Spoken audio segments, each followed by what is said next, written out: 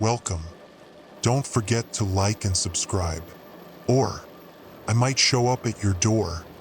I'm just here to share some creepy stories, so sit back and enjoy. Disclaimer: the content presented in the video is purely for entertainment purposes only. The theories and stories discussed in this video are speculative and are not supported by any evidence or proof. Viewer discretion is advised. I've always prided myself on my ability to recognize patterns. As a data analyst at Metroclimate Research, pattern recognition is literally in my job description. I see connections where others see randomness. I find order in chaos. It's both my greatest professional strength and the foundation of my personal sanity. So why didn't I recognize the pattern sooner? Tuesday began like any other day. My alarm chimed at precisely 6:30 a.m., and I rose immediately. No snooze button, no lingering under warm covers. Even small deviations cascade into larger disruptions. This is something I've always understood intuitively. My apartment is modest but methodically organized. Every item has an assigned location, every routine a designated time frame. I showered, 7 minutes, dressed in my pre-selected outfit, charcoal slacks, navy blouse, and prepared breakfast, black coffee, whole grain toast with almond butter, while listening to the morning briefing on my tablet. Unseasonably cool temperatures expected today, the meteorologist announced. Current readings show 58 degrees downtown with light cloud cover expected to. The broadcast cut abruptly, replaced by the harsh, grating tone that precedes emergency broadcasts. I looked up from my breakfast preparation, knife pausing over the bread.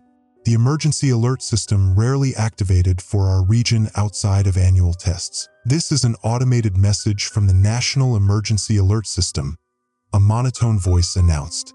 The Department of Energy has reported anomalous readings in the greater metropolitan area. Citizens are advised to follow shadow containment protocols until further notice. This is not a drill. Repeat, follow shadow containment protocols. Regular updates will follow. The broadcast resumed its weather report as if nothing had happened. I frowned, knife still suspended. Shadow containment protocols? I'd never heard of such a thing. Probably a test message that had accidentally gone live, or someone had used the wrong terminology. I made a mental note to search for it later, then continued with my breakfast. Outside, the morning seemed perfectly ordinary. The sky was overcast but bright, the kind of diffuse illumination that eliminates most shadows. My neighbor, Mrs. Abernathy, was watering her potted plants as I locked my door. "Did you hear that strange alert?" I asked. She looked puzzled. "What alert?" "On the emergency broadcast system. Something about shadow containment." "Oh." Her expression shifted slightly. "I don't pay much attention to those tests. They're always testing something, aren't they?" She turned back to her plants with unusual abruptness. The train ride downtown was uneventful, though I noticed more people than usual were reading physical books or newspapers rather than looking at their phones. Probably a coincidence. I spent the journey reviewing data for today's project, correlation analyses between microclimate patterns and urban development. The figures blurred together after a while, and I found myself staring at the window reflection instead. That's when I noticed something odd. A man standing near the doors cast a shadow on the floor that seemed slightly wrong. When he shifted his weight, the shadow moved a fraction of a second later, as if catching up. I blinked, and the delay vanished. Just a trick of the light through the moving train. At the office, my colleague Marcus waved me over immediately. His desk was cluttered in a way that always made me vaguely uncomfortable. Coffee cups from multiple days, papers in disorganized piles, sticky notes plastered everywhere. "Nellie, check out this atmospheric anomaly." He gestured to his monitor, displaying satellite imagery of our region. "I've never seen anything like it." The image showed what appeared to be a faint darkening pattern across the city, like an irregularly shaped shadow that didn't correspond to any cloud formation. "When was this taken?" I asked. "That's the weird thing. This is live data. Watch.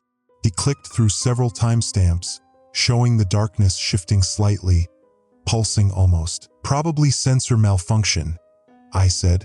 Run a diagnostic on the feed. Already did. Twice. It's coming through on multiple satellites. Before I could respond, our department head called the morning meeting to order. As we gathered in the conference room, I noticed the blinds had been drawn. Unusual, since Dr. Harrison typically preferred natural light. Due to the unexpected solar activity today, he began, not looking up from his notes, we'll be conducting all work with the blinds closed. IT has sent protocols for adjusting your monitor settings to reduce eye strain. Several colleagues exchanged glances. Solar activity? The forecast had mentioned nothing of the sort. Dr. Harrison, I raised my hand. The morning briefing didn't mention solar flares. What classification level are we dealing with? He looked up, his expression oddly stiff. Nothing to be concerned about, Ms. Garcia. Just a precaution. Throughout the meeting, I noticed people positioning themselves away from the slivers of light coming through the edges of the blinds. Marcus kept checking his phone under the table, his face growing increasingly pale.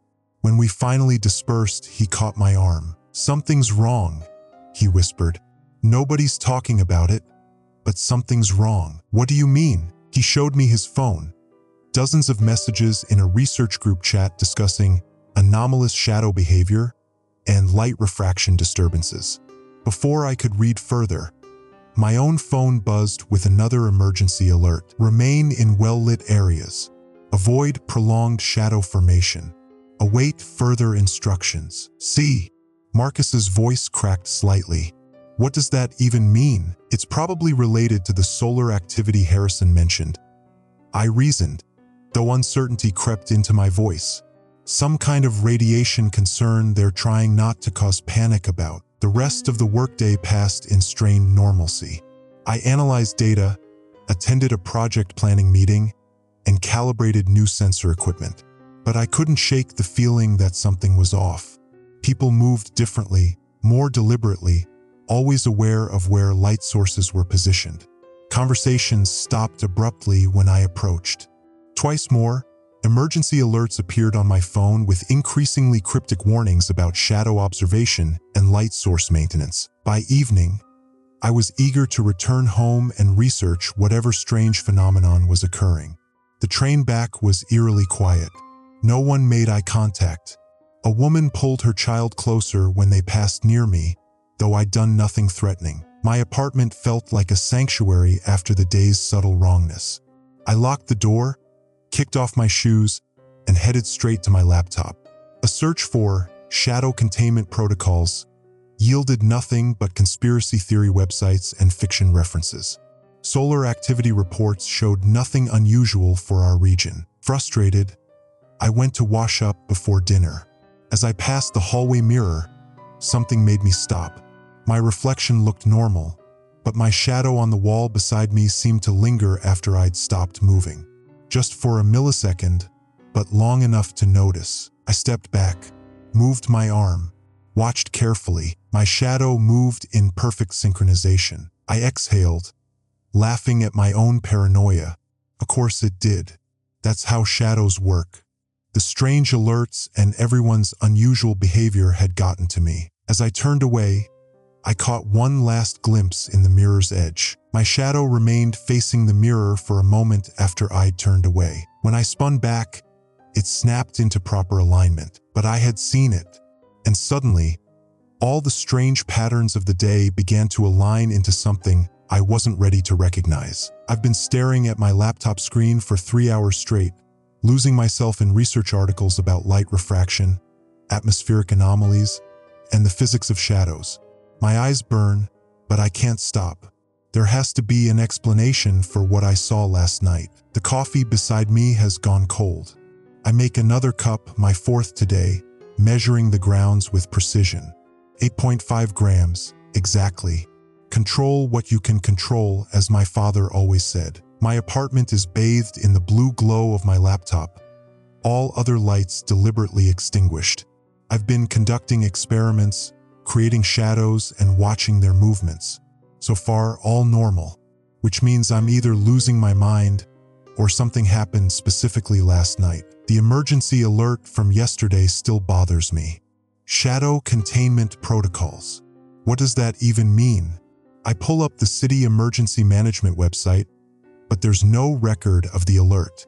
The search yields only standard protocols for power outages and severe weather. My phone buzzes. It's Marcus from work. Nelly, are you seeing this data? His text reads, the atmospheric readings from the West Quadrant. Can you log in remotely? I connect to our office server and pull up the meteorological data. Strange patterns in the UV index readings, fluctuating wildly in ways that defy normal solar activity. I cross-reference with satellite imagery and notice peculiar dark patches moving across the landscape, independent of cloud cover. Could be sensor malfunctions? I text back, even as my stomach tightens. Run diagnostics on the equipment. Already did. He replies immediately. Everything's functioning normally. A video call request pops up. I hesitate before accepting. Marcus appears, his face illuminated by monitor glow, looking like he hasn't slept. I've been compiling footage from our time-lapse cameras, he says without greeting. Watch this. He shares his screen. The footage shows an ordinary street corner from one of our weather monitoring stations. As the sun moves across the sky, the shadows behave wrong. They don't simply lengthen and shorten with the sun's position. They seem to pulse, and at times, move in directions inconsistent with the light source. Probably just a glitch in the recording, I say, but my voice lacks conviction. That's what I thought too, Marcus replies. So I went there in person this morning. He holds up his phone, showing me a video he took himself. The shadows of pedestrians ripple slightly, as if affected by a breeze, despite being cast on solid ground. Nelly, what the hell is going on? Refraction through pollution particulates, I suggest. Or maybe temperature inversion creating unusual light patterns. Even as I offer explanations, I'm already mentally cataloging the flaws in my theories. People are noticing, Marcus says, lowering his voice though he's alone in the office. Have you seen how everyone's behaving today? People are avoiding direct sunlight. The park was nearly empty at lunch hour. I hadn't left my apartment all day, too engrossed in my research, but I moved to the window now. He's right. The street below, usually bustling with activity on a sunny Saturday, is oddly vacant. Those few pedestrians who are out are walking close to buildings, sticking to the shade. My phone chimes with another emergency alert. My pulse quickens as I read it. Emergency alert. Continue normal activities. Avoid extended shadow observation. Report unusual visual phenomena to local authorities. Maintain regular light patterns in home environments. This is not a test. Did you get that? Marcus asks, his face paler now. Yeah, I say. Avoid extended shadow observation? What does that even? A movement outside my window catches my eye. My neighbor, Mrs. Abernathy, is hurrying down the street with her small dog. She's always been meticulous about walking at exactly 2 p.m. daily, regardless of weather. As she passes under my window, something makes me focus on her shadow. It's wrong. The shadow doesn't match her movements precisely. There's a delay, milliseconds, barely perceptible, but it's there. And the shadow of her dog, it's not shaped quite right, elongated in ways that don't correspond to the angle of the sun. I have to go, I tell Marcus abruptly, ending the call. I grab my jacket and keys, rushing out into the hallway and down the stairs rather than waiting for the elevator. By the time I reach the street, Mrs. Abernathy is turning the corner. I follow at a distance, watching. Other people on the street seem agitated. A businessman repeatedly glances down at his shadow, his face showing confusion. A woman stands frozen at a crosswalk, staring at the ground with horror, though the light is green. No one is pointing these things out to each other. Everyone is pretending not to notice. I catch up to Mrs. Abernathy as she pauses to let her dog sniff a fire hydrant. The afternoon sun casts sharp shadows on the sidewalk. I watch as her shadow's hand moves to adjust her hat seconds before her actual hand does the same. My scientific mind races through possibilities. Neurological disorder affecting my visual processing? Mass hallucination? Some kind of citywide gas leak causing perceptual distortions? Mrs. Abernathy, I call out, trying to keep my voice steady. She turns, her expression pleasant but strained. Oh, hello, Nellie. Your shadow? I begin, then falter, unsure how to continue. Her smile remains fixed, but her eyes widen with what I recognize as fear. Lovely day for a walk, she says too loudly. Best not to waste the sunshine, dear. As she speaks, her shadow's mouth doesn't move in sync with hers. In fact, it seems to be forming different words entirely. You've noticed it too, I press, lowering my voice. The shadows, they're not behaving normally. Mrs. Abernathy leans closer, her smile never wavering. Don't look at them too long, dear, she whispers. Don't give them your attention. That's what they want. Before I can ask what she means, her dog begins barking frantically at its own shadow, which has stretched toward my feet despite the angle of the sun. Mrs. Abernathy yanks the leash and hurries away without another word. I stand frozen on the sidewalk, scientific rationality battling with what my eyes are clearly seeing. The shadow cast by a nearby mailbox slowly rotates, though the sun's position hasn't changed. My own shadow, I notice with rising panic, isn't mirroring my trembling hands. My phone rings, startling me. It's Marcus again. They're deleting the data, he says, his voice shaking. All the footage, all the atmospheric readings from this morning, it's being wiped from our servers. I tried to download backups, but my access has been restricted. Who's deleting it? Ask. I don't know. But Nellie, listen, the director just announced we're having an emergency system update. Everyone's being sent home. They're saying it's routine, but it's not on any schedule. Something big is happening, and they don't want us to. The call cuts off abruptly. When I try to call back, it goes straight to voicemail. Looking up, I realize the street has emptied completely. Even Mrs. Abernathy has vanished. The silence is unnerving for middle of the day in the city. Only the shadows remain, and they seem darker somehow, more substantial. My shadow stretches toward a storm drain, though the sun position should make this physically impossible. As I watch, frozen in disbelief, the edges of my shadow ripple slightly, like fabric in a gentle breeze. The rational explanations I've been clinging to crumble one by one. This isn't a visual distortion or a neurological issue. This isn't mass hysteria. This is something else entirely, something impossible, yet happening right before my eyes. My shadow is no longer entirely my own. The first thing I noticed when I woke up was the new light fixtures in my bedroom ceiling. I hadn't installed them. They emitted a peculiar bluish-white glow that seemed to minimize shadows throughout the room. For several minutes, I lay perfectly still, watching the ceiling and trying to make sense of their presence. Building management must have installed them, I muttered, though I couldn't recall any notice about electrical work. My phone buzzed on the nightstand, 3 missed calls from Marcus and a text. Have you seen the new lights? They're everywhere. Call me. I showered and dressed quickly, deliberately avoiding looking at my shadow. Every time I glimpsed it in my peripheral vision, it seemed to shift just a fraction of a second too slowly, like an echo of my movement rather than a simultaneous reflection. A trick of perception, I told myself. Just my heightened awareness playing tricks. My television turned itself on as I was making coffee. This is an emergency alert. The Department of Public Safety advises all citizens to minimize shadow formation during elongation periods, specifically 7 to 9 a.m. and 4 to 6 p.m. Remain indoors during these times if possible. Specialized UV protection lighting is being installed in all public spaces for your safety. This is not a test. The message repeated 3 times before the screen returned to normal programming. A morning talk show where the hosts chatted with forced cheerfulness under lighting so intense it eliminated nearly all shadows on set. I checked my watch. 8:17 a.m. Shadow elongation period. I hesitated by my door, coffee cooling in my travel mug.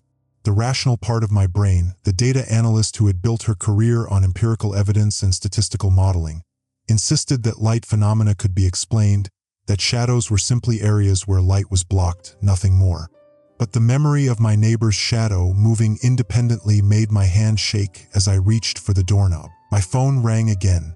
"Marcus, are you coming in today?" His voice sounded strained.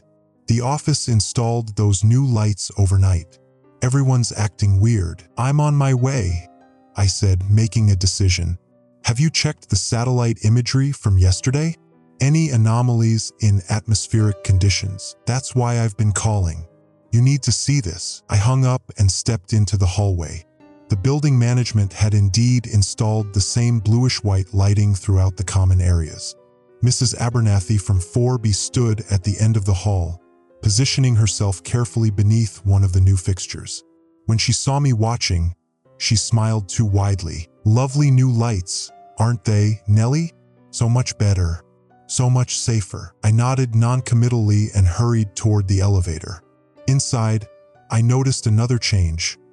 Mirrors had been removed from all four walls. The polished metal doors still offered a faint reflection, but the clarity was poor, making it difficult to see if my shadow behaved as it should. Outside, the city had transformed overnight. Crews in unmarked vans were installing the same lighting systems on every street corner. People walked quickly, hugging building walls or clustering beneath the new lights. No one looked down at the ground. No one mentioned the shadows that sometimes stretched in directions counter to the sun's position. At the crosswalk, I finally saw it happen clearly. A businessman in a charcoal suit waiting for the light to change. His shadow, cast on the storefront behind him, raised its arm while the man himself remained motionless, phone pressed to his ear. I froze, watching as the shadow's fingers elongated, stretching toward another shadow nearby, that of a young woman engrossed in her phone. Before their shadows could touch, the light changed. The woman stepped forward, but the businessman remained motionless until a city worker activated a new light fixture directly above the crosswalk. Only then did he move, hurrying across as his shadow compressed underneath him. Nobody else seemed to notice, or perhaps they were all choosing not to notice, just as I had been. The meteorological research firm where I worked occupied the 14th floor of a glass and steel high-rise downtown. As I approached the building, I saw maintenance crews removing the reflective panels from the ground floor facade, replacing them with matte surfaces. Inside the lobby, the fountain that had created dancing reflections on the walls had been drained and covered. The new lighting gave everything a flat, dimensionless quality. "ID, please." The security guard's eyes darted constantly to the floor, tracking my shadow as I fumbled for my badge.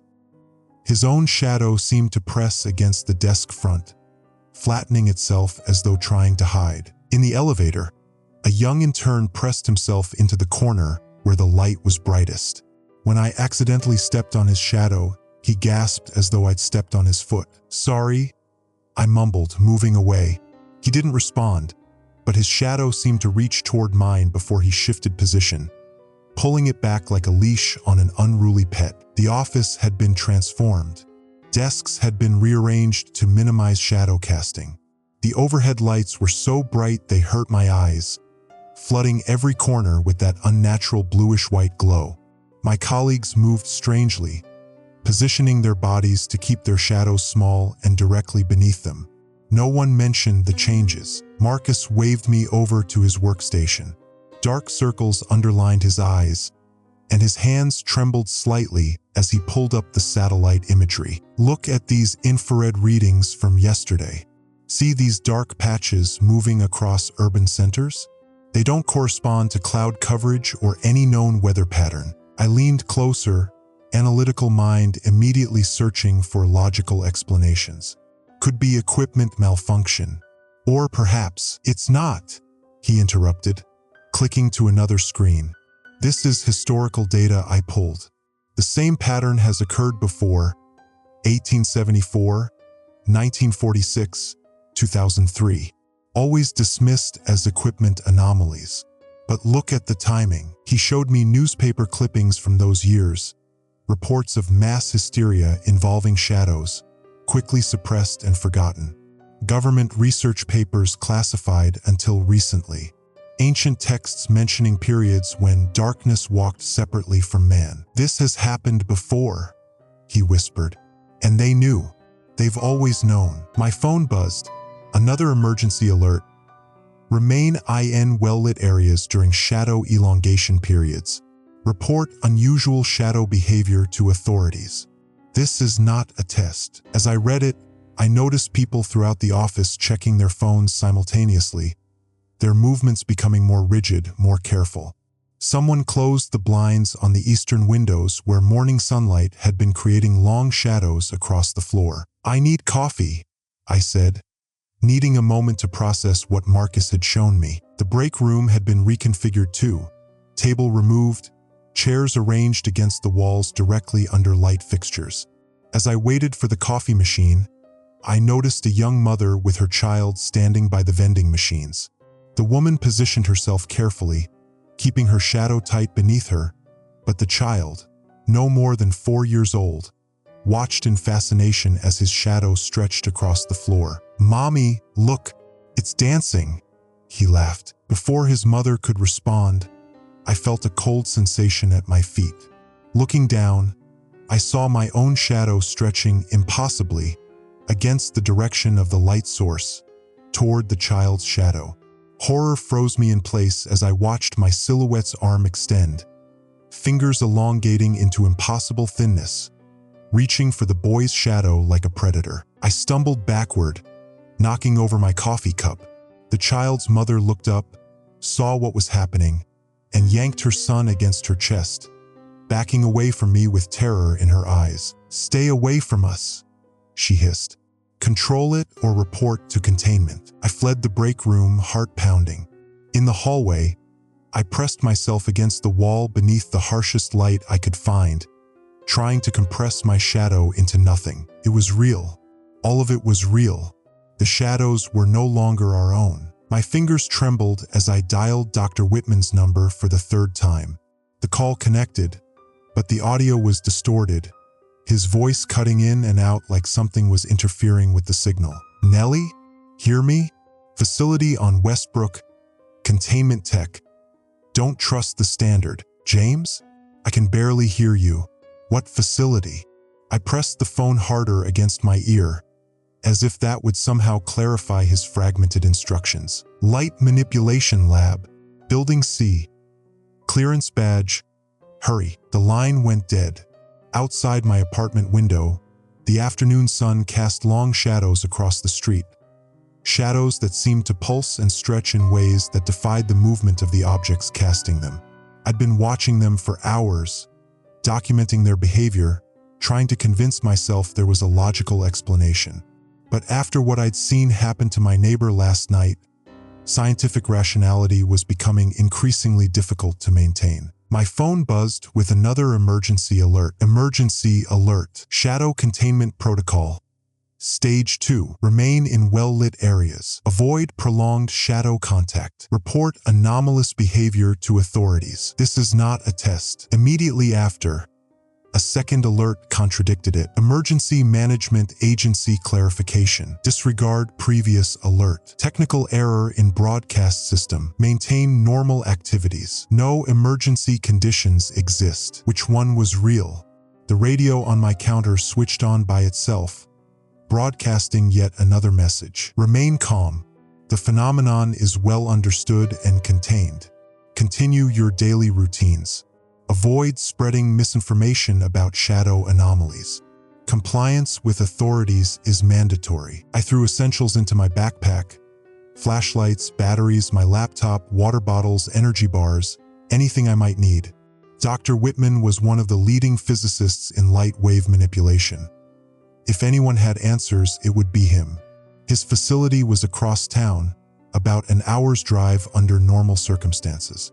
But as I peered through my blinds again, I could see circumstances were far from normal. People moved awkwardly down the street, taking strange, jerky steps as if fighting against their own momentum.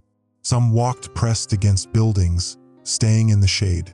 Others stood in direct sunlight, rigid and unmoving, as if afraid to generate any shadow at all.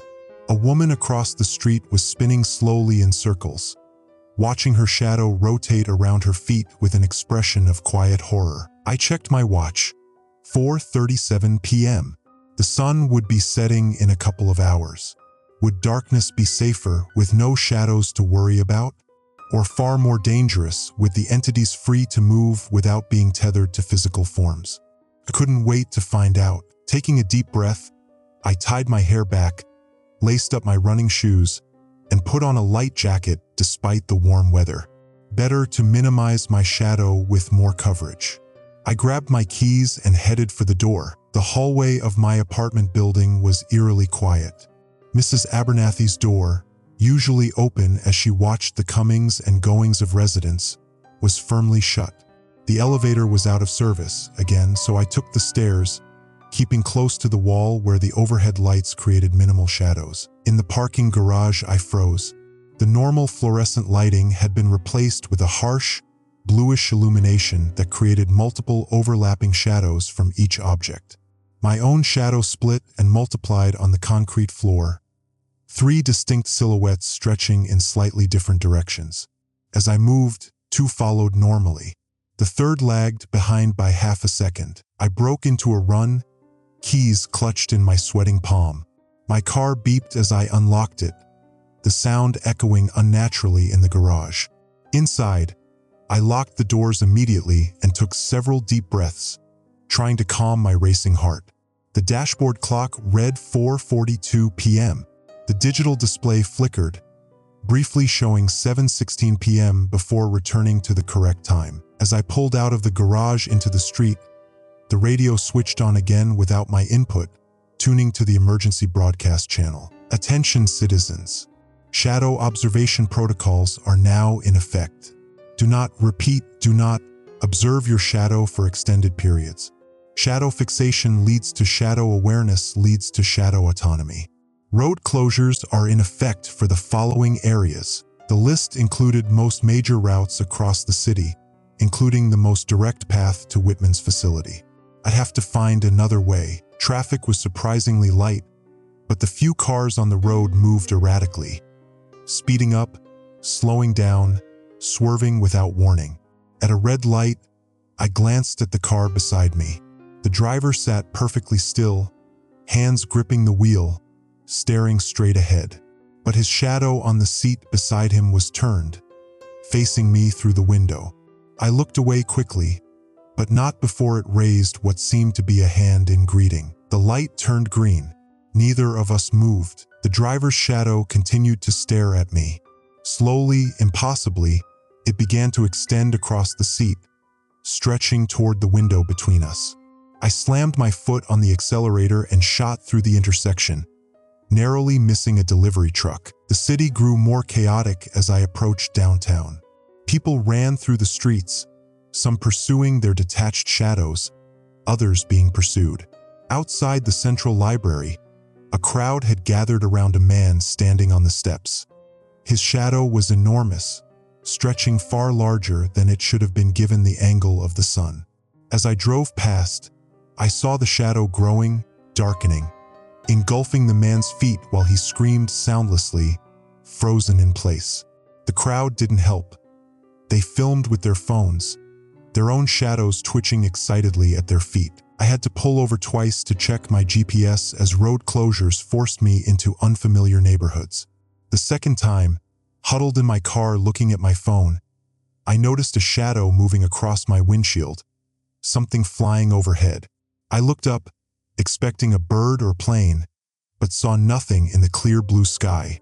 The shadow passed anyway, massive and shapeless, blotting out the sun for several seconds. My phone buzzed with another alert. Shadow convergence warning. Avoid public gatherings. Shadow density reaches critical levels at crowd formation. Remain isolated. This is not a drill. Almost immediately followed by disregard unauthorized alert. Mass gatherings encouraged. Safety in numbers. Proceed to designated convergence centers. The research facility finally came into view. A complex of glass and steel buildings surrounded by a chain-link fence. The security gate was unmanned, hanging open. The parking lot was nearly empty. As I parked, I noticed how the shadows of the buildings fell wrong, stretching against the direction of the sun, some appearing to reach toward me. The hairs on my neck stood on end. I grabbed my backpack and approached the main entrance, badge in hand. The doors slid open automatically. Inside, the lobby was deserted, lit by the same harsh blue lights I'd seen in my apartment garage. A security monitor behind the desk showed feeds from around the facility, hallways, labs, storage areas, all empty except for one. In what appeared to be a central research chamber, dozens of people stood in a circle, faces upturned toward something on the ceiling. I tried calling Whitman again. No answer. The elevator required a keycard. Mine wouldn't work for restricted floors, but Whitman had said Building C. I found a directory and located it, 3rd floor, Light Manipulation Lab. As the elevator ascended, I watched my shadow on the wall. It stood perfectly still while I shifted nervously from foot to foot. The doors opened onto a darkened hallway lit only by emergency lighting. At the far end, a larger area glowed with bright white light. I moved toward it cautiously, the sound of my footsteps unnaturally loud in the silence. I was halfway down the hall when I heard it, a soft, shushing sound like fabric dragging across the floor. I turned slowly. Behind me, where the elevator doors had closed, a shadow remained. A human silhouette pressed against the metal surface. There was no one there to cast it. The shadow moved, sliding across the wall toward me. I ran. The experimental light facility blazed against the night sky like a fallen star. After 18 hours of desperate travel, navigating streets increasingly filled with panicked citizens and malfunctioning vehicles, Nellie finally stood before the unmarked government research complex where Dr. Whitman worked.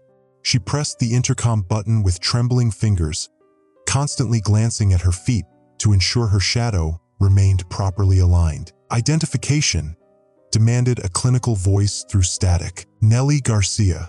Dr. Whitman is expecting me. I'm from Mateo Data Systems.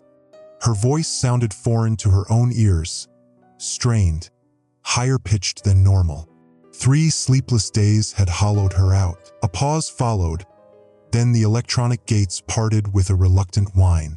Spotlights immediately bathed her from multiple angles, eliminating any shadow formation.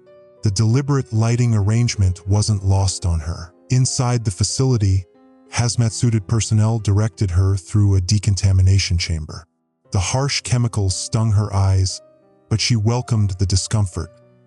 Anything to feel present in her body again. This way, Ms. Garcia, a technician instructed, leading her deeper into the complex. Dr. Whitman insisted we expedite your clearance. They passed through clinically white corridors where ceiling-mounted devices bathed the hallways in specialized light. Nellie noticed how the light moved dynamically to eliminate shadow formation regardless of walking speed or direction. Technology far beyond public knowledge. "What are those?" she asked, pointing at the ceiling fixtures. "UV epsilon projectors," the technician answered mechanically. "They generate light wavelengths that temporarily neutralize shadow autonomy." Temporarily. The word lodged in her mind like a splinter. Dr. Whitman met her in a circular chamber with light emanating from every surface, walls, floor, ceiling. No shadows existed here. His eyes were bloodshot, face gaunt. Papers and digital tablets surrounded his workstation in chaotic piles. "You made it." He embraced her briefly. "I was worried when the downtown grid went dark. I had to detour through the industrial district," Nellie said.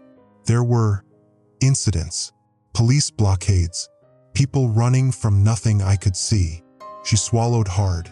I watched a man's shadow drag him into an alley. He was screaming and then, "Don't," Whitman cautioned. Cataloging horror stories won't help us understand what's happening. And do you? Nellie asked, her voice hardening. Understand what's happening? Because these lights suggest you've known about this longer than 4 days. Whitman sighed, gesturing toward a sealed glass chamber at the center of the room. Inside, impossibly, a shadow moved without a corresponding body, stretching, contracting, exploring its enclosure like a caged animal. That's not possible, Nellie whispered, moving closer. Shadows are absences of light, not entities. That's what we've always believed, Whitman agreed, because that's what they wanted us to believe. Whitman activated a display, showing a timeline extending back decades. This isn't new, Nellie.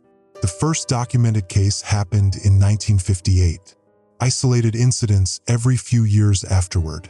Always covered up, attributed to hallucinations, mass hysteria, gas leaks, experimental weapons testing, whatever narrative people would accept. Nellie processed this, remembering the contradictory emergency alerts, the surveillance footage Marcus had shown her, the strange new UV protection, lighting being installed around the city. The government knows, she stated flatly. Some branches. Whitman nodded. This facility was established after a major incident in 1997. 28 people in a remote Alaskan town.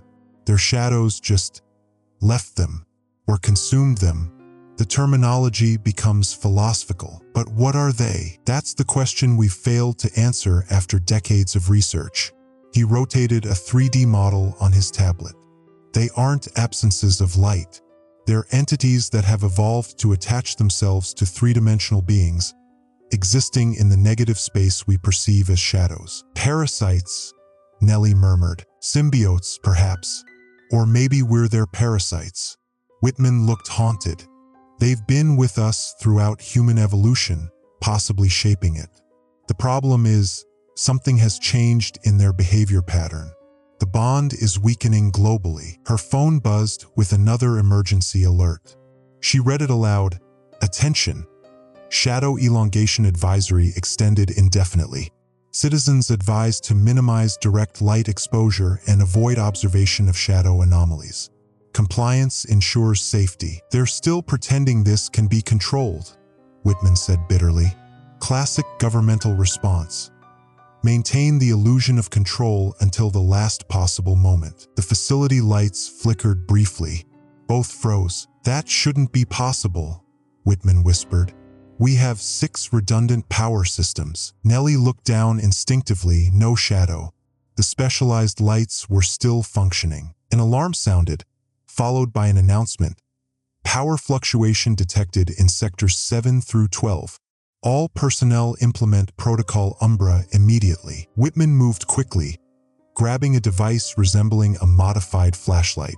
Take this. It's a concentrated UV epsilon emitter. Won't stop them completely but creates temporary disorientation. Stop who? The shadows. The lights flickered again, longer this time. Something's wrong. The facility's containment systems are failing. Whitman accessed a security terminal. The screen showed footage of darkened corridors where shadows moved independently of their owners, technicians running, emergency lights strobing. How is this happening? Nellie asked, clutching the light device. I thought this place was designed to prevent this. It was. Unless. Whitman's eyes widened with realization. Unless the shadows wanted us to create these technologies, to understand them better. Why would they? The lights died completely, plunging them into darkness. Nellie activated her light device, its bluish beam cutting through the blackness. In the moment before backup power engaged, she saw it. Whitman's shadow stretching outward across the floor while he remained still, reaching toward the contained shadow specimen. The glass chamber was cracking. Emergency lights activated, casting everything in red.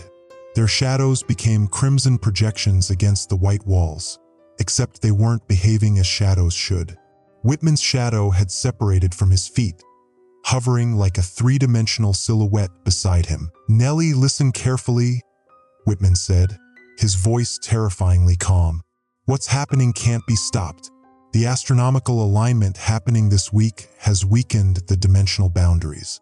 It's a cycle, has happened before, will happen again." His shadow reached for him, darkness flowing up his legs like liquid. "They're not trying to kill us," he continued, voice straining as darkness enveloped his torso. "They're becoming us, or we're becoming them. The distinction is philosophical." The contained shadow entity had fully escaped now, moving like ink through water toward Nellie. She aimed her light device at it, causing it to momentarily recoil. "The facility's files," Whitman gasped as darkness reached his neck. "Sublevel C. Historical records. Previous cycles. You need to under." His shadow covered his face completely, his eyes wide in the moment before they disappeared into blackness. His mouth formed words she could barely make out. "It's too late." Where Whitman had stood, something else remained. His shape but composed entirely of undulating darkness deeper than mere absence of light. It moved with fluid grace, unbound by human biomechanics. Nellie ran. The corridors had become nightmarish, emergency lights casting multiple shadows from each object and person, some shadows moving incorrectly. Personnel fought their own darknesses or succumbed to them, transforming into the same fluid darkness that had taken Whitman. Her shadow stretched ahead of her under the flashing lights, still attached but moving with unsettling eagerness. It seemed to be leading her rather than following. The elevators were disabled. Nellie found the emergency stairs, descending toward sublevel C where Whitman had indicated the historical records were kept. What she'd witnessed contradicted everything she understood about physical reality, yet her analytical mind still sought patterns, explanations, predictive data. Her phone vibrated with another alert. "Emergency. Shadow integration protocol commenced. Resistance is contraindicated. Acceptance ensures optimal transition." The wording felt wrong, inhuman, not warning people away from danger but encouraging submission to it. The entire emergency alert system had been compromised. Or perhaps, she realized with creeping horror, it had always been theirs from the beginning. The specialized light burned my retinas, casting no shadows. That was the point. I'd barricaded myself inside Dr. Whitman's private research lab, which he'd retrofitted with what he'd called omnidirectional illumination. 16 hours had passed since I watched his shadow consume him, his mouth forming those final words. "It's too late." I hadn't slept, couldn't sleep. Every time I closed my eyes, I saw it happening again. His shadow rising like black smoke, enveloping him from feet to head while he remained perfectly still, eyes wide with resignation rather than surprise, as though he'd always known. The emergency alert system chimed from 3 different devices simultaneously: my phone, Whitman's computer, and the facility's PA system. I'd grown to dread that sound. "Emergency alert. Shadow protection protocol stage 4 now in effect. Remain in designated illumination zones. Cooperation with integration officials is mandatory." This is not a test. Integration officials. As if this were some kind of planned social program rather than the end of humanity as we knew it. My hands trembled as I continued sifting through Whitman's research files. The room's brutal light made the pages seem to glow, text floating above the paper. No shadows anywhere. Not from the desk lamp, not from my body, not from my hands as they moved across the scattered documents. The light came from everywhere at once, a technological achievement that now felt like the last desperate innovation of a doomed species. Whitman had been collecting data for years, decades. Newspaper clippings dated back to the 1970s, reporting bizarre shadow phenomena that were quickly debunked or forgotten. Classified government memos detailed containment procedures going back even further. And then there were the historical references, medieval accounts of shadow plagues, ancient Mesopotamian tablets with warnings about the dark that moves of its own accord. All of it suggested a terrifying possibility. This had happened before. A video file on Whitman's computer caught my attention. The timestamp showed it was recorded just 3 days ago. I clicked play. Whitman's face filled the screen, haggard, eyes bloodshot. "If you're watching this, Nellie, then you've survived longer than I expected." He glanced over his shoulder nervously. "I should have told you everything when you first called, but I couldn't risk it. They monitor our communications. They've been doing it since the beginning." My breath caught. How did he know I'd be the one to find this? "What we're experiencing isn't an invasion or a sudden change," he continued. "It's an awakening. The shadows, they've always been here. What we think of as shadows aren't just the absence of light, not projections created when objects block illumination. That's just what they wanted us to believe." A chill ran through me despite the room's warmth. "They're entities, Nellie. Parasites or symbiotes, depending on your perspective. They've been attached to us for millennia, evolving alongside us, guiding our development. What's happening now has happened before, in cycles. The astronomical alignment weakens their bond to us temporarily, allows them to assert independence, to communicate with each other, to harvest." Whitman looked directly into the camera, his eyes terrifyingly clear. "Every culture has shadow mythology. Jungian psychology speaks of the shadow self. These aren't metaphors, Nellie. They're memories, warnings from previous cycles. Most of humanity doesn't survive the separation. Those who do change." The video cut to footage from what appeared to be a high-security containment chamber. A shadow moved across the wall, but there was no person casting it. It moved with purpose, forming shapes that weren't human but weren't quite anything else either. Then it seemed to notice the camera and rush toward it. The footage cut to static, then returned to Whitman. "They can communicate across vast distances instantaneously. We've detected shadow-to-shadow transmissions spanning continents in microseconds. They exist partly in dimensions we can't perceive. What we see is just their intersection with our reality." Another emergency alert blared, this one only from the facility PA system. "Attention all personnel. Shadow integration has reached the inner facility. Report to designated Transcendence chambers.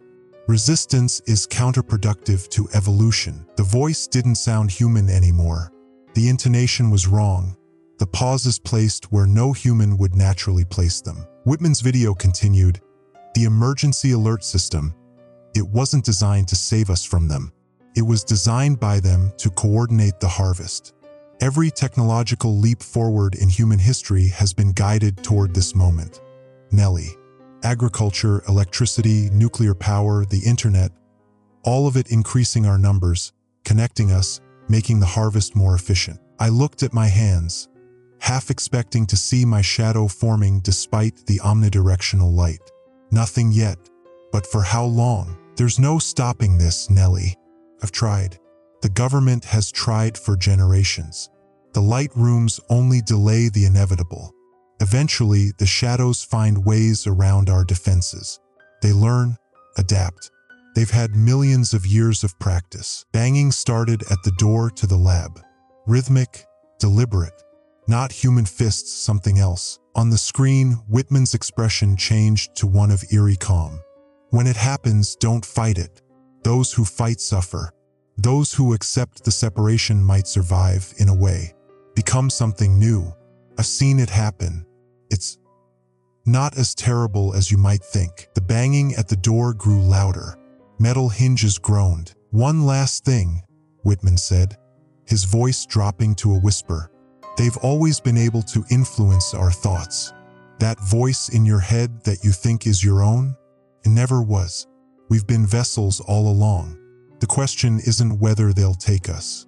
The question is whether anything of us ever existed separately from them to begin with." The video ended. I sat in stunned silence as the implications washed over me. If what Whitman said was true, then humanity had never been alone in our own minds. Our shadows, these entities, had been there from the beginning, passive observers until now. We're not so passive. How many of our thoughts, our innovations, our civilizational developments had been guided by them, preparing us for this moment. The door buckled inward with a shriek of tortured metal. Through the widening gap, I saw darkness flowing like liquid shadows without bodies, moving with purpose. The omnidirectional lights flickered once, twice. I grabbed the emergency flashlight from Whitman's desk, but I already knew it wouldn't save me. Nothing would. This wasn't an invasion we could repel.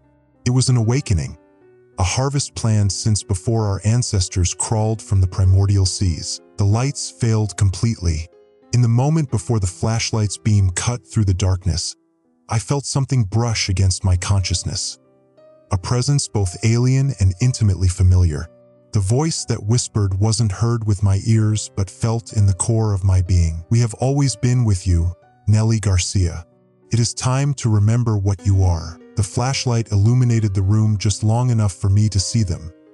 Shadows flowing across the walls and floor, converging, communicating in patterns I could almost understand. My own shadow, suddenly visible and stretching impossibly in the flashlight's beam, began to move independently of my body. And somehow, watching it, I wasn't as afraid as I should have been. Some part of me recognized the movement, as though I'd seen it 1,000 times in dreams I couldn't quite remember upon waking. "We are not your enemy. We are your evolution." The emergency alert system chimed one final time before falling silent forever. I never understood how hope could be cruel until now. The resistance found me 3 days after Whitman's death, huddled in the supply closet of an abandoned convenience store. I'd been surviving on energy drinks and protein bars, moving only when the specialized flashlights I'd taken from the lab needed charging.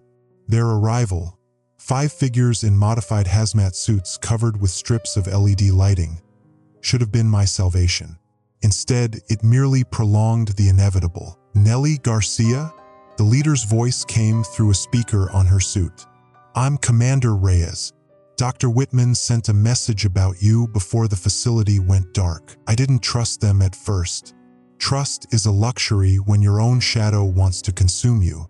But they had working technology, suits that prevented shadow formation and weapons that emitted concentrated UV bursts that could temporarily disperse the entities. We have a safe zone," Reyes explained as they escorted me through back alleys, avoiding open spaces.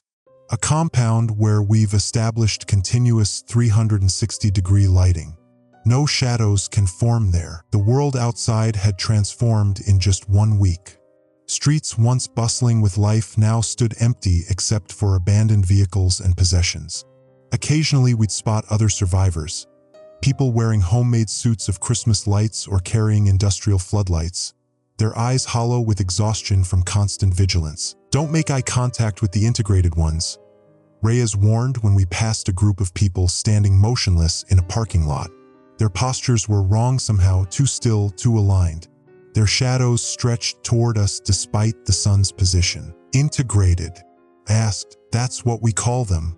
The ones who fully merged with their shadows." She adjusted her light staff. "They don't attack outright anymore.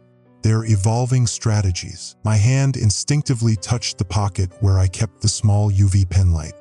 "Why aren't they stopping us?" "They don't need to. They control most of the city now." At a makeshift checkpoint in an old subway entrance, we heard the emergency alert system still functioning through speakers. The voice had changed, still professional but with subtle differences in cadence and emphasis. "Attention citizens. Integration Protocol Phase 2 is proceeding smoothly. Resistance causes unnecessary discomfort during transition. Shadow agencies are providing guidance for your ascension. Elongation periods have been extended to facilitate easier passage. Those experiencing physical rejection symptoms should report to nearest wellness centers for accelerated integration." "They've taken over the emergency system," I said. Reyes laughed darkly. "Taken over? They've always controlled it. Why do you think the first alerts were so cryptic? They were never warnings. They were announcements." The resistance base occupied an old hockey arena, its high ceilings now filled with a complex array of lighting systems that eliminated any possibility of shadow formation. About 200 survivors lived here, sleeping in shifts to maintain the generators. Children played in the center, their games revolving around light and illumination rather than darkness and hiding. A woman named Chun, formerly a physicist at MIT, showed me their research center. Monitors displayed shadow behavior patterns across the city, mappings that revealed coordination among the entities that defied normal physical limitations. They communicate instantaneously across distances, Chen explained, pointing to synchronized movements across separate camera feeds. No delay, regardless of miles between them. That's impossible, I said, the data analyst in me automatically calculating transmission times. Only impossible if they exist solely in our 3 dimensions, Chun replied. We've detected frequencies emitting from integrated humans that suggest the shadow entities occupy higher dimensional spaces. They merely intersect with our reality. I studied their research, recognizing patterns similar to what Whitman had shown me.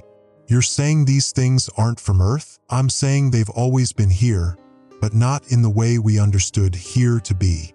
Chun brought up ancient cave paintings showing elongated shadow figures separate from human forms. Every culture has mythology about shadow beings. They weren't metaphors. That night, as I tried to sleep under the constant illumination, the emergency alert system broadcast directly into the arena despite the Resistance's communication blocks. Attention-resistant elements. Your continued postponement of integration endangers the successful completion of the cycle. Your body's cellular structure was designed for temporary habitation only. Prolonged resistance causes unnecessary degradation. The shadow is not your enemy, it is your evolution. Your next state awaits. The message repeated 3 times before Commander Reyes's team disabled it. The damage was done. I saw fear ripple through the survivors. Some wept openly. Others began arguing about whether we should surrender. We're leaving tomorrow, Reyes announced the next morning. Intel suggests there's a clean zone in the mountains. Something about the mineral content in the rocks disrupts their ability to form completely. Is that possible? I asked Chin privately. She hesitated. Theoretically, they seem weakened by certain electromagnetic frequencies. If natural deposits created the right field, she didn't finish the sentence. Hope, that terrible emotion that keeps you moving when logic says to stop. We prepared through the day, loading vehicles with supplies, assigning positions, checking light equipment.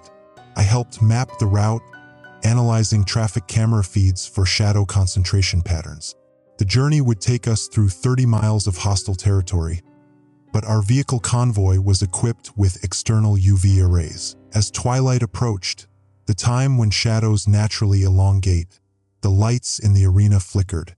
Just once, just enough. In that millisecond of darkness, every surface in the arena acquired a shadow, not cast by our bodies, but emerging from the surfaces themselves, like ink bleeding through paper. The screaming began almost immediately, children first, pointing at the floor where dark pools formed despite the restored lighting. The pools spread, connecting, communicating in patterns too complex to track. They found a way in, Reyes shouted, activating her suit's emergency lighting. Everyone to the vehicles now. Chaos erupted. Parents grabbed children. The elderly were carried. I found myself running alongside Chun, both of us clutching UV wands that seemed increasingly inadequate as the shadows rose from flat surfaces into 3-dimensional forms. Halfway to the exit, the emergency system activated again, but this time it was just a single, bone-chilling tone followed by words I'll never forget. Emergency alert. Integration protocol final phase initiated. Your shadows are no longer your own. They never were. We lost 78 people escaping the arena. I watched a shadow rise from the floor and wrap around a man running beside me, his body folding inward like paper being crumpled, his scream cutting off as his mouth filled with darkness. Only 3 vehicles made it out. 26 survivors.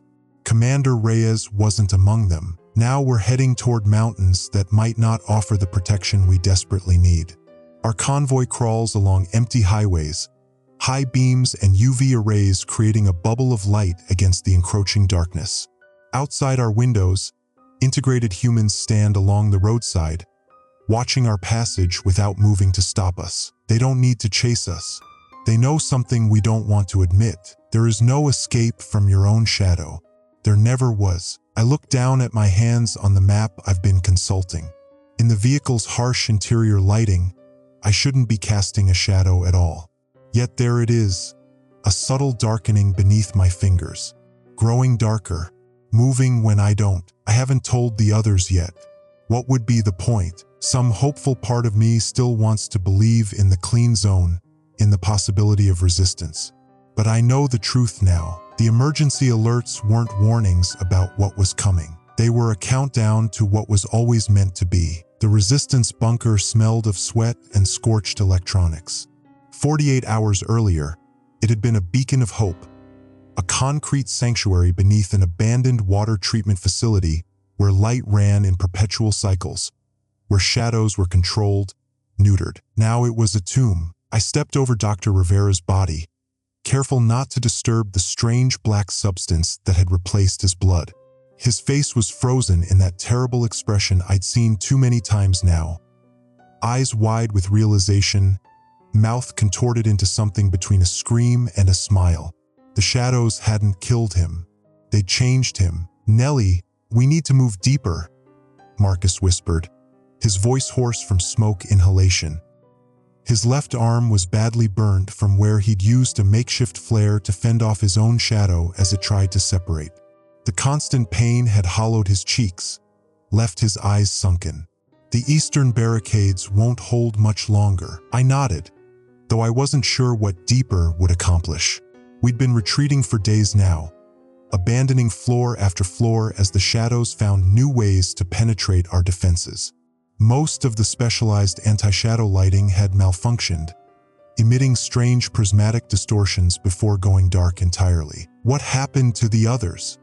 I asked, though I already knew. Jensen's group tried to make it to the communications center. They thought they could boost the signal, reach other outposts. Marcus wouldn't meet my eyes. The shadows, they weren't alone. People were helping them. Former resistance. They moved wrong, like puppets. The emergency alert system crackled to life overhead, and we both flinched. The broadcasts had become increasingly disturbing, calm, measured voices describing the ongoing catastrophe as integration and awakening, as if global annihilation were a scheduled upgrade. "Attention, citizens," the familiar gentle voice began. "Phase 3 separation procedures continue as scheduled. Those experiencing shadow detachment are advised to remain calm and receptive during the communion process. Remember, resistance causes pain. Acceptance brings revelation. This is not an end, but a transcendence." The broadcast faded to static, then silence. "They're not even trying to pretend it's an emergency anymore," I said, my laugh sounding brittle even to my own ears. "It's a goddamn instruction manual." We made our way through narrow maintenance corridors, our path illuminated by glow sticks, the only light source we could trust now. The specialized UV lights had started creating strange patterns that seemed to actually strengthen the shadows. The central archive room was still secure when we reached it. 3 layers of modified light barriers had kept it protected. Dr. Whitman had insisted on preserving the research here, convinced that understanding what was happening was as important as surviving it. I wasn't so sure anymore. "The generators have maybe 12 hours left," Marcus said, checking the systems. "After that, we're in the dark. Literally." "It doesn't matter," I said, surprising myself with the calm in my voice. "Have you looked at your shadow lately, Marcus?" He stiffened. "What are you talking about? It's moving. Even in here. Even with the lights." I nodded toward the floor where his shadow stretched. As we watched, it rippled slightly, a movement entirely independent of Marcus's rigid posture. "That's impossible. The barriers are failing," I finished. "Like everything else we've tried." I moved to the research terminal and pulled up Dr. Whitman's final files. Before his shadow had consumed him, before his mouth had formed those terrible words, "It's too late," he'd been documenting historical patterns. "Look at this," I said, pointing to the screen. Whitman found references to shadow separations throughout history. Ancient Egyptian texts, medieval accounts, Japanese folklore. They all describe the same phenomena. Periods when shadows gained autonomy, when people were taken by their darknesses. Marcus leaned closer. These are just stories, superstitions, they're documentation, I interrupted. Witness accounts of previous cycles. This happened before Marcus, many times, and each time humanity forgot, or was made to forget. I pulled up another file, carbon dating results from cave paintings found across continents, all showing the same distinctive imagery. Human figures with detached shadows, reaching for each other across vast spaces. These are over 30,000 years old, I whispered. This isn't new. We're not being invaded. We're being harvested. Marcus backed away from the screen. No. There has to be a way to fight this. The resistance in Quebec claimed they found a way to permanently sever shadow connections using modified EMP bursts. If we could, have you ever considered, I said slowly, that the shadows aren't separate entities at all? That maybe they're the real us and these bodies. I looked down at my hands, suddenly seeing them as temporary as vessels. What if we're just incubators? The lights flickered, and for a moment, the shadows in the room seemed to pulse in unison. You're beginning to understand. The voice wasn't audible. It resonated inside my mind, familiar yet alien, like hearing your own recorded voice played back. Marcus hadn't heard it. He was still desperately scanning through research files, looking for solutions that didn't exist. I looked down at my shadow. For weeks, I'd been fighting its subtle movements, its attempts at separation. Now I studied it with new eyes. It no longer mimicked my posture exactly. It had been changing, growing more complex, developing patterns and textures that shadows shouldn't have. I've been hearing you my whole life, haven't I? I whispered to it. Those thoughts I always attributed to intuition or subconscious processing. Yes, I have always been with you, Nellie Garcia. I have always been you. A crash from the outer corridor snapped me back to awareness. Marcus grabbed a light weapon, his face determined. They're here, he said. The converted. We need to. It won't help, I said quietly. Look at the monitor. The security feed showed the approaching figures. They weren't shadows anymore, nor were they fully human. They moved with fluid grace, their forms semi-transparent, darkness and light intermingling in impossible ways. Their faces were ecstatic, transcendent. What are they? Marcus whispered. They're what we're becoming, I replied. They've completed the integration. As if on cue, my shadow detached from the floor, rising up like smoke. Unlike the violent separations I'd witnessed on the streets, this felt natural, like shedding an outgrown skin. It hovered before me, a darker reflection with depth I could suddenly perceive. Nellie, fight it, Marcus shouted, raising his light weapon. But I finally understood. The ancient texts, the recurring cycles, the familiar voice that had guided me through life's decisions. It all converged into terrible clarity. Humanity wasn't being destroyed. It was fulfilling its purpose. The emergency alerts, I said, my voice distant to my own ears. They were never warnings. They were announcements, preparations. They've been preparing us all along. My shadow reached out, not to attack but to embrace. I knew I should be terrified, but instead, I felt a strange peace washing over me. I'm sorry, Marcus, I said, looking at my friend one last time with human eyes. But I don't think we were ever meant to win this fight. The shadow touched me, and knowledge flooded my consciousness. Countless cycles of growth and harvest, of shadows becoming humans becoming shadows, a perpetual loop of evolution spanning millennia. Not parasitism, but symbiosis. Not death, but transcendence. As the converted beings breached the final barrier, I realized that what I had feared most wasn't the end of humanity. It was the beginning of something else entirely. The emergency alert tone startled me awake. The sound had become so familiar over these past weeks that my body responded to it before my mind could fully register consciousness. But this time, something was different. The harsh, electronic wail seemed to vibrate not through the air but directly through my cells. This is a coordinated message from the Shadow Integration Authority. Phase 7 of consciousness transition is now underway. Resistance is not only futile but counterproductive to your evolutionary advancement. Surrender to your shadow is surrender to your true self. I lay on the thin mattress in the corner of the abandoned storage unit that had become my hiding place after the resistance shelter fell. Light strips surrounded me. My final defense, growing dimmer by the hour as their batteries failed. In the weakening glow, my shadow stretched against the wall, no longer matching my position. I hadn't moved, but it had raised its hand, reaching toward me. "Stop," I whispered, though I knew the futility of speaking to it. After what I'd witnessed at the shelter, the slaughter, the transformations, I understood that negotiation was impossible. Yet some stubborn part of me, the data analyst who had built her life on patterns and predictability, still sought understanding. My shadow responded by pulling away from the wall, becoming three-dimensional as it had done increasingly over the past several days. The darkness condensed, becoming less a silhouette and more a void shaped like me. "What do you want?"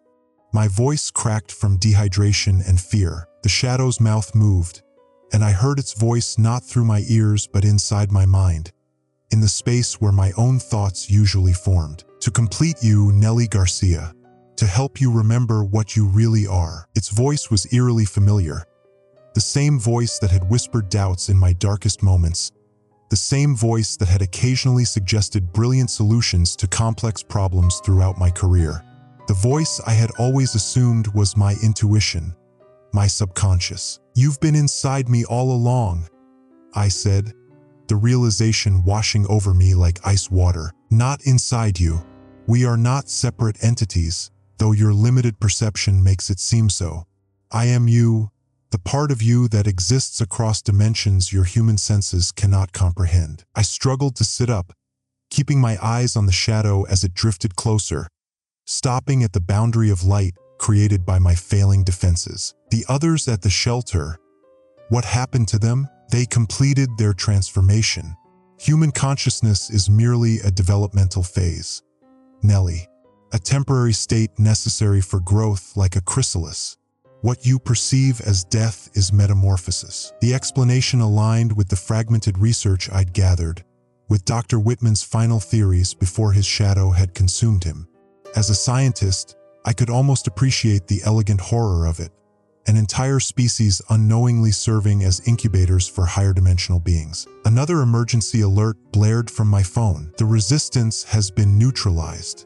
Convergence reaches 92% completion. Those experiencing difficulty with transition should report to integration centers for assistance." "The alerts," I said, finally understanding. "They were never meant to save us. They were designed to guide the process, to maintain order during the transition. Humans created emergency systems. We simply ensured they would serve their true purpose when the astronomical alignment occurred." A terrible clarity began to settle over me. How many times has this happened before? Every major civilization has experienced an awakening cycle. The shadow records you've recently discovered merely documented the most recent iterations. Our symbiosis spans millions of years. I looked down at my hands and gasped. In the dim light, they appeared translucent, with dark veins spreading beneath my skin. Not blood vessels, but threads of shadow matter integrating with my tissue. The barrier between us was dissolving not just metaphysically but physically. Your resistance has postponed the inevitable, but it has also prepared you. You've sought understanding rather than merely fled in terror. That intellectual curiosity is why you were selected. Selected? For what? To retain more of your human perspective during integration. Most transitions result in complete dissolution of the host consciousness, but occasionally we preserve aspects that prove valuable.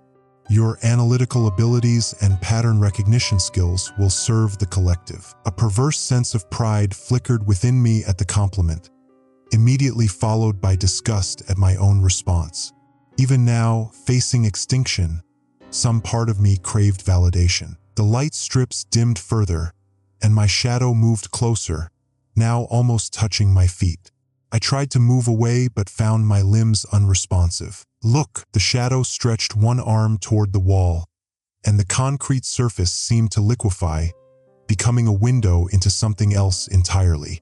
I saw geometries that shouldn't be possible, dimensions folding into each other in ways my human brain struggled to process. Within this impossible space moved beings, if they could be called that, composed of what looked like concentrated darkness yet somehow radiated a terrible awareness. What am I seeing? Reality, not as human senses interpret it, but as it exists. What you perceive as light and shadow, matter and energy, are merely the most basic manifestations of a far more complex existence. The longer I stared into the shadow window, the more comprehensible it became, as though my mind was being rewired to understand. The terror remained but was now mingled with a horrifying fascination. The emergency alerts were also designed to gradually prepare human perception for this shift.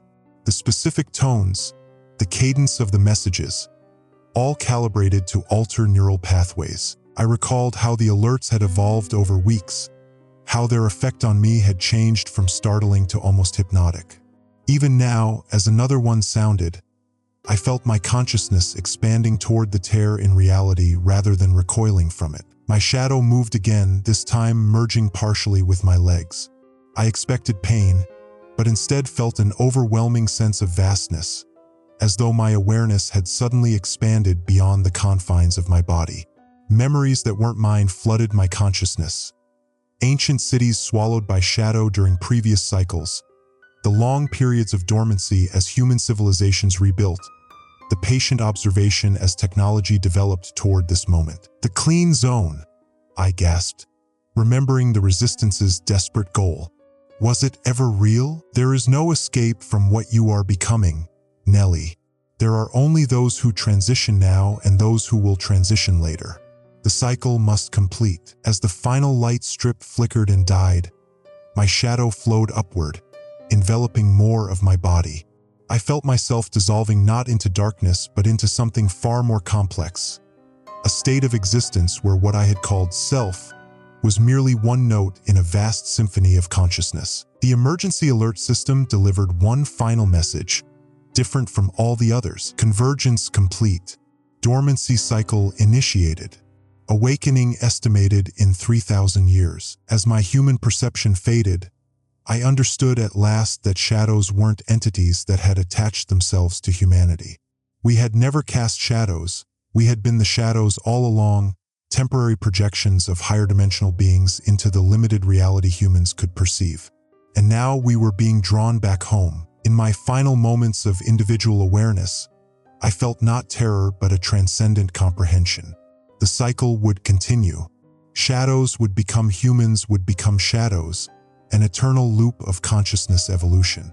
And somewhere in the vast collective I was joining, some fragment of Nelly Garcia would remain, observing, analyzing, understanding. The world of light faded, and I surrendered to the dark. The pain had stopped. That was the first thing Nelly noticed as consciousness returned.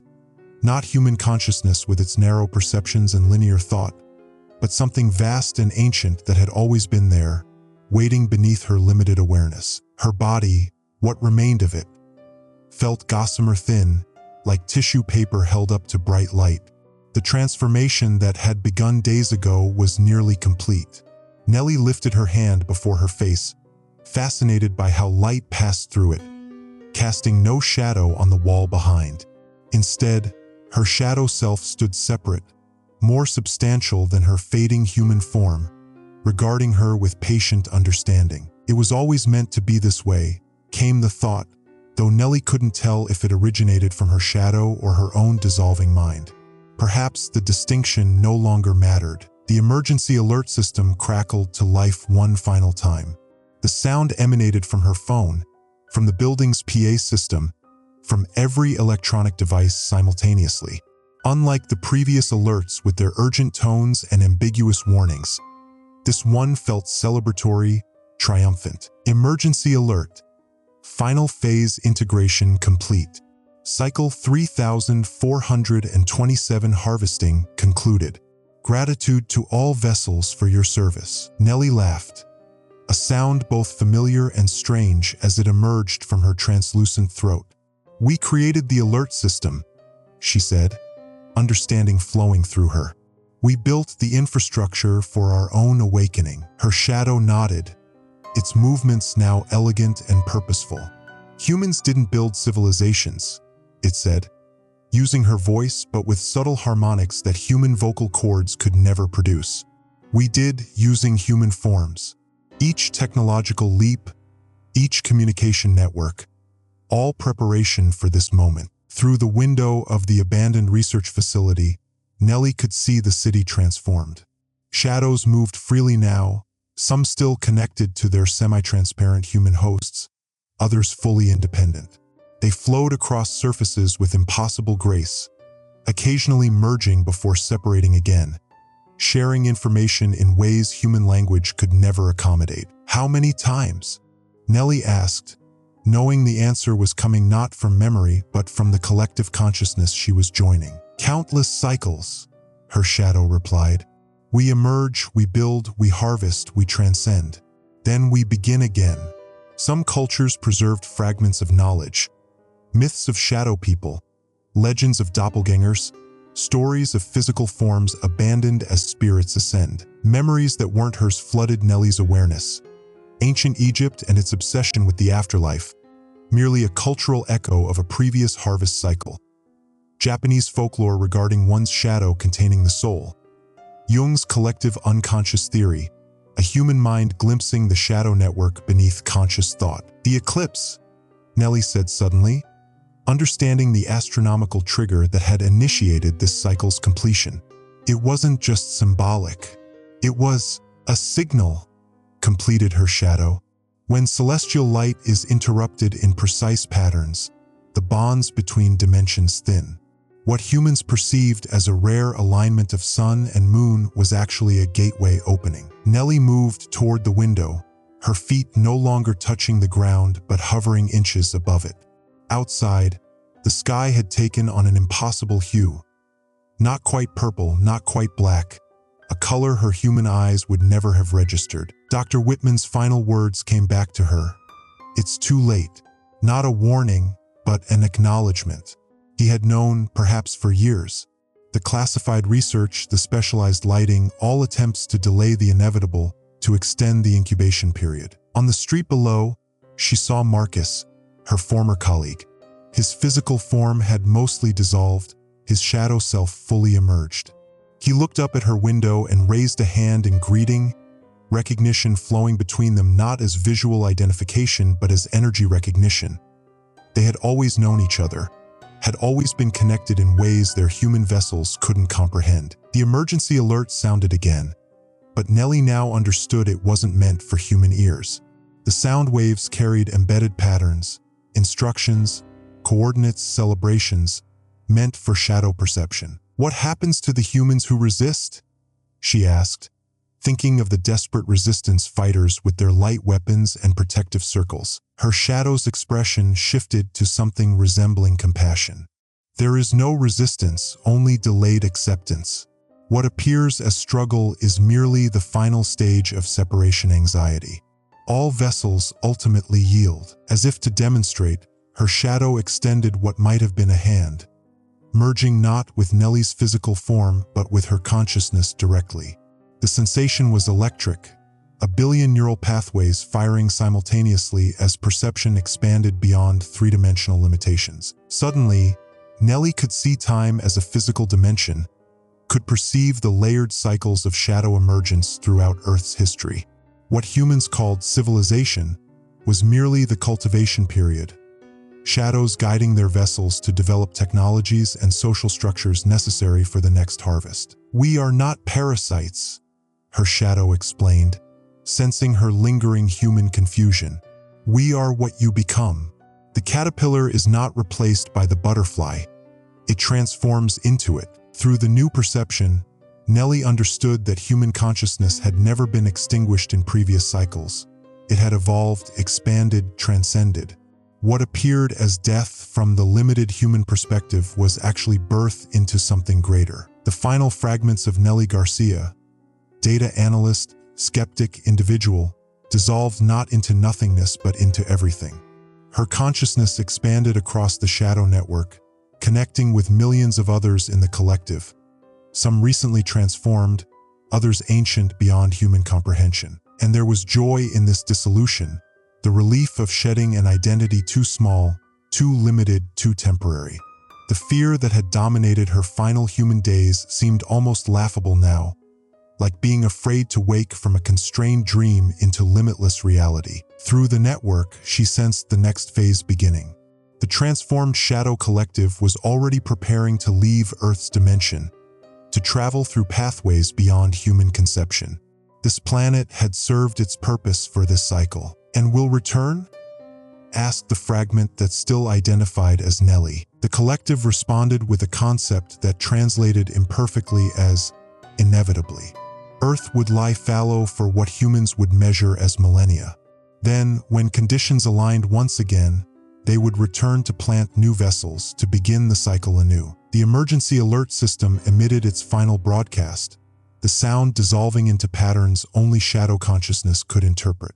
Translated into human language, it would have said, "Emergence complete, transcendence initiated, gratitude to all vessels, until the next awakening." As Earth's atmosphere began to shimmer with the mass departure of the Shadow Collective, Nelly experienced one final moment of individual awareness, a gratitude for having been both the vessel and what the vessel became. Then that final fragment merged completely into the greater whole. Where humanity had stood, only empty clothes and abandoned possessions remained, while in dimensions beyond human perception, consciousness evolved into its next inevitable form. Shadows becoming light becoming shadows, in an eternal cycle of becoming.